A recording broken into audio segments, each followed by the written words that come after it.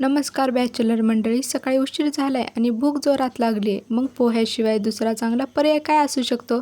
स्वागत आहे तुमचं बॅचलर सिक्रेट तडकामध्ये. आणि आज आपण बनवणार आहोत एकदम सुटसुटीत आणि मऊ लुसलुशीत कांदा पोहे. चला तर मग पाहूयात आपल्याला काय काय लागणार आहे. तर 2 मध्यम आकाराचे कांदे चिरून घेतले आहेत. 3-4 हिरव्या मिरच्या, कोथिंबीर, थोडेसे शेंगदाणे, कढीपत्ता आणि लिंबू. आणि पोहे छान असे धुवून घ्यायचे आहेत. 2 वाटी मी इथे पोहे घेतलेले आहेत. छान असे धुवून घ्यायचे आहेत. तुम्हाला हे बघू शकता तुम्ही.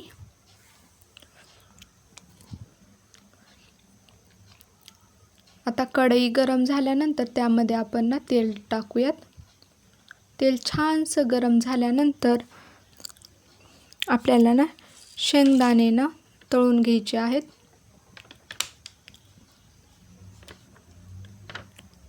मस्त कुरकुरीत शेंगदाणे तळून घेणार आहोत आपण.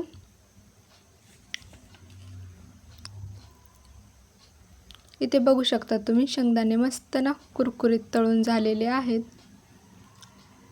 त्यांना आपण ते काढून घेऊयात. आता जास्त पण तळून नाही घ्यायचे आहेत.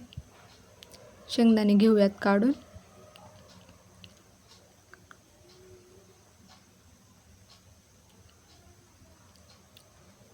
आता आपण फोडणी देऊयात. यामध्ये आपल्याला मोहरी टाकायची आहेत. अगोदर मोहरी थोड्या जास्त टाकायचे आणि जिरे थोडंसं कमी टाकायचं. आता मोहरी तडतडल्यानंतर जिरे टाकायचं आहे. त्यामध्ये जिरे पण छान असे तडतडल्यानंतर त्यामध्ये आपल्याला टाकायचा आहे फ्रेश असा कढीपत्ता. कढीपत्ता पण मस्त असा तडतडला आहे. आता टाकूयात हिरव्या मिरच्या. हिरव्या मिरच्या छान अशा तळून घ्यायच्या आहेत.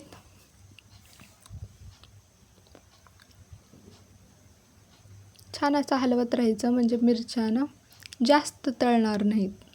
जास्त पण नाही तळायच्या, असं कमीच ठेवायचं.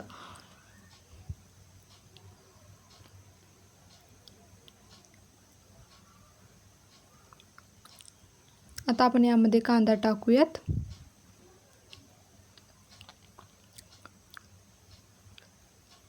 कांदा जास्त लालसर नाही करायचा.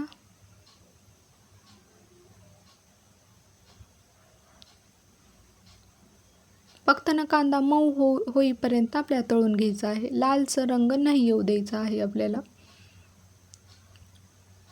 फक्त मऊ होऊजेपर्यंत तळून घ्या.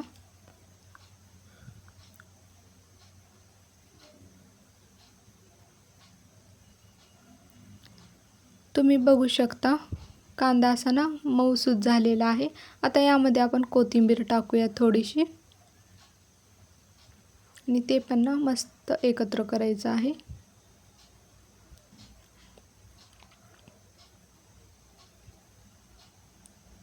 आता चवीनुसार आपल्याला मीठ टाकायचं आहे.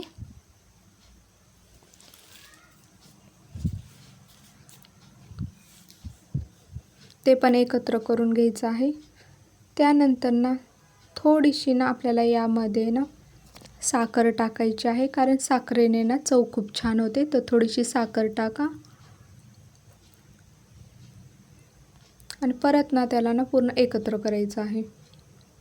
गॅस मंद ठेवायचा आहे.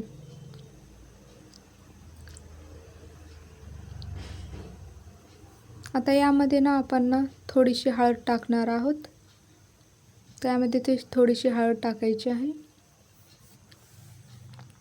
परत एकत्र करायचं आहे सगळं.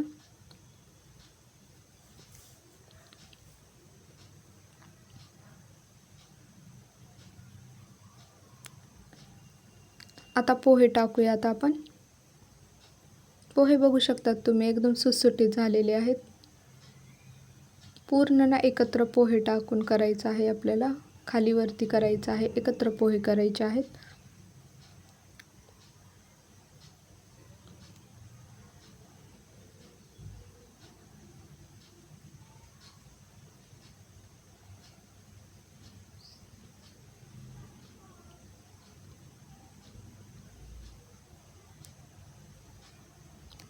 पोहे पूर्ण एकत्र झाल्यानंतर आता आपल्याला त्यामध्ये शेंगदाणे टाकायचे आहेत.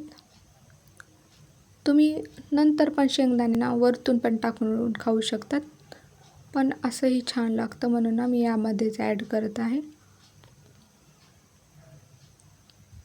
छान असं हे मिक्स झाल्यानंतर टाकायचं आहे आपल्याला शेंगदाणे.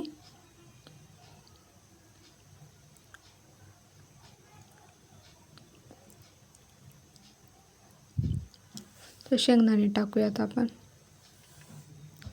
हे असे शेंगदाणे टाकल्यानंतर परत आपल्याला परत एकजीव मिक्स करायचं आहे. हे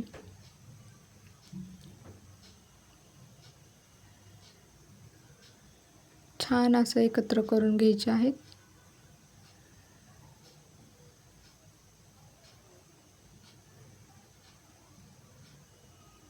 एकत्र झाल्यानं खूप असं एक छोटीशी वाफ घ्यायची आहे आपल्याला, खूप छोटीशी. कारण यामुळे पोहे दिवसभरासाठी मऊ आणि लुसलुशीत राहतील. त्यासाठी एक छोटीशी वाफ करून घ्यायची आहे. आणि तुम्ही बघू शकता एक छोटी वाफ झाल्यानंतर पोहे किती छान मऊ दिसत आहेत, एकदम लुसलुशीत. तर व्हिडिओ आवडला असेल तर नक्की लाईक आणि सबस्क्राईब करा. तुम्ही पोहे. थँक्यू.